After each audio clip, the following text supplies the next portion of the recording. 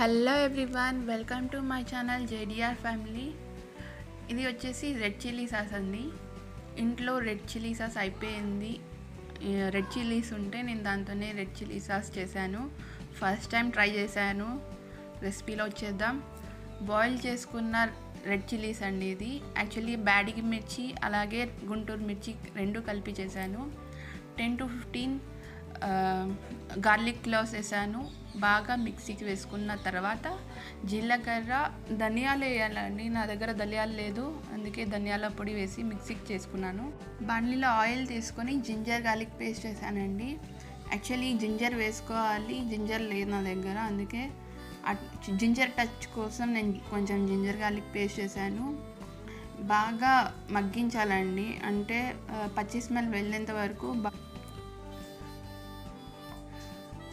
బాగా మగ్గనివ్వండి. తర్వాత red chillies paste వేస్తున్నాను నేను దీంట్లో, అలాంగ్ విత్ వాటర్. మామూలు వాటర్ కదండి, బాయిల్ చేసింటాం కదా, అదే వాటర్ వేసి బాగా కలుపుతూ బాయిల్ చేస్తున్నాను. ఈ కలర్ నుంచి డార్క్ కలర్ వచ్చేంత వరకు, ఎనిగి కలర్.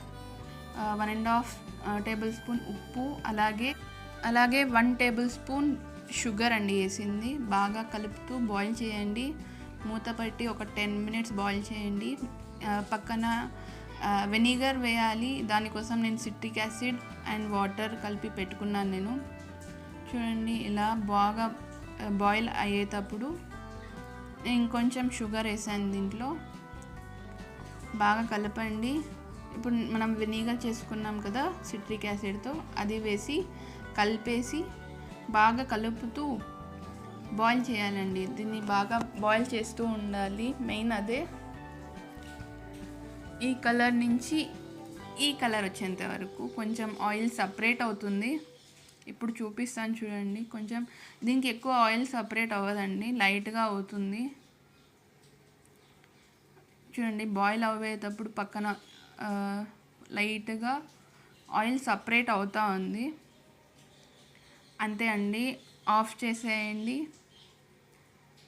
ఇప్పుడు స్ట్రెయిన్ చేసేసుకోవడం. ఇలా బాగా స్ట్రెయిన్ చేసుకుంటే కింద సాస్ అనేది కింద వచ్చేస్తుంది. అంతే అండి, చాలా ఈజీ. ఇంట్లో ఒకసారి ట్రై చేయండి. Thank you for watching guys.